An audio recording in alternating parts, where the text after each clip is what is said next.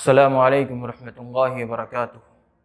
الحمد للہ رب العالمین وبہ نستعین والصلاة والسلام علی سیدنا مولانا محمد وعلی آلہ وصحبہ اجمعین الی یوم الدین۔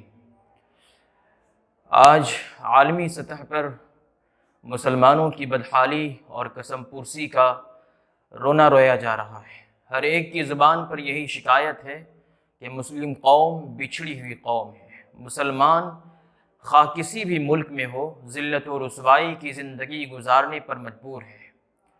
مسلمانوں کو کس طرح ذلت و رسوائی کے اس دلدل سے نکالا جائے، اس گھاٹی سے نکالا جائے، اس کے لیے مختلف رائے دی جاتی ہیں، مختلف مشورے سامنے آتے ہیں۔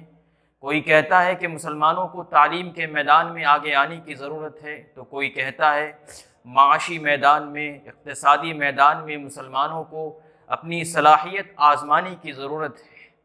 تو کوئی مشورہ کچھ دیتا ہے، کوئی مشورہ کچھ دیتا ہے۔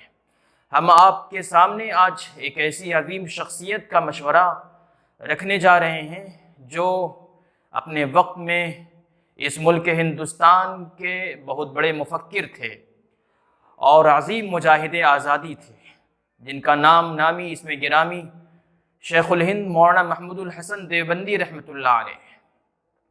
حضرت مولانا رحمۃ اللہ علیہ نے آزادی کی تحریک میں اپنا ایک بڑا کردار پیش کیا ہے، اور اس ہندوستان کی آزادی کے لیے انہوں نے مالٹا کے قید خانوں میں اور وہاں کے جیل میں ایک لمبی مدت گزاری ہے۔ مولانا محمود الحسن دیوبندی رحمۃ اللہ علیہ جب رہا ہو کر مالٹا سے دیوبند تشریف لائے تو آپ کے استقبال میں ایک اجلاس کا انعقاد کیا گیا، ایک جلسے کا انعقاد کیا گیا، اور اس جلسے میں اس وقت کے جو بڑے بڑے علماء تھے، بڑے بڑے مفکر تھے، سبوں نے شرکت کی۔ حضرت تشریف لائے اور انہوں نے بہت ہی درد کے ساتھ یہ بات ارشاد فرمائی کہ میں جیل کی کالی کوٹری میں اس بات پر بہت غور کرتا تھا کہ مسلمانوں کو کس طرح ذلت و رسوائی سے نکالا جائے، کس طرح مسلمانوں کی ترقی ہو، کس طرح مسلمانوں کو عروج اور اقبال حاصل ہو۔ میں نے بہت ہی غور و فکر کے بعد یہ نتیجہ نکالا ہے کہ دو ایسی بنیادی چیزیں ہیں جن دو چیزوں کو اگر مسلمان تھام لیتے ہیں اور مسلمان ان کو مضبوطی سے پکڑ لیتے ہیں تو بہت ہی آسانی سے ان کے مسائل کو حل کیا جا سکتا ہے اور مسلمانوں کی ترقی ساری دنیا دیکھے گی۔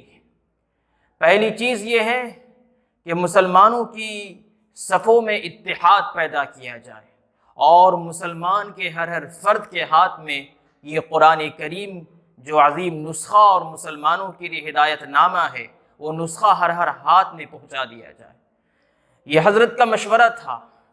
اس واقعے کو اپنی کتاب میں مفتی شفیع صاحب جو معارف القرآن کے مصنف ہیں، انہوں نے نقل کیا ہے، اور انہوں نے یہ بات لکھی ہے کہ حضرت کی پوری بات کا خلاصہ بس یہی ہے کہ اس امت کو قرآن کریم سے جوڑ دیا جائے، اس امت کا اور مسلمانوں کا رشتہ قرآن کریم سے مضبوط کر دیا جائے، اس لیے کہ قرآن کریم کے مطالعے سے ہمیں یہ بات پتہ چلتی ہے کہ جب یہ امت قرآن کریم سے جڑ جائے گی، جب اس امت کا رشتہ قرآن کریم سے مضبوط اور مستحکم ہو جائے گا تو اس کے سارے مسائل خود بخود حل ہوتے چلے جائیں گے، آپسی اختلاف ختم ہو جائے گا، یہ امت اتحاد اور اتفاق کا ایک عملی نمونہ پیش کرے گی، اس امت کی صفوں میں اتحاد پیدا ہو جائے گا۔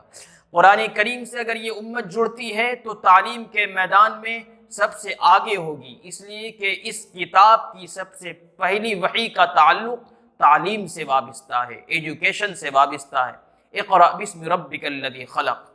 اس لیے یہ قرآن امت کے سارے مسائل کا حل ہے۔ حضرت شیخ الہند رحمۃ اللہ علیہ کی یہ بات کوئی نئی بات نہیں تھی، بلکہ یہ بات اللہ کے رسول صلی اللہ علیہ وسلم کے ایک حدیث کا ایک ٹکڑا ہے، اس ٹکڑے سے ماخوذ ہے۔ اللہ کے رسول صلی اللہ علیہ وسلم نے اپنی وفات سے پیشتر فرمایا تھا کہ ترکت فیکم امرین لن تضلوا ما تمسکتم بہما کتاب اللہ و سنتی۔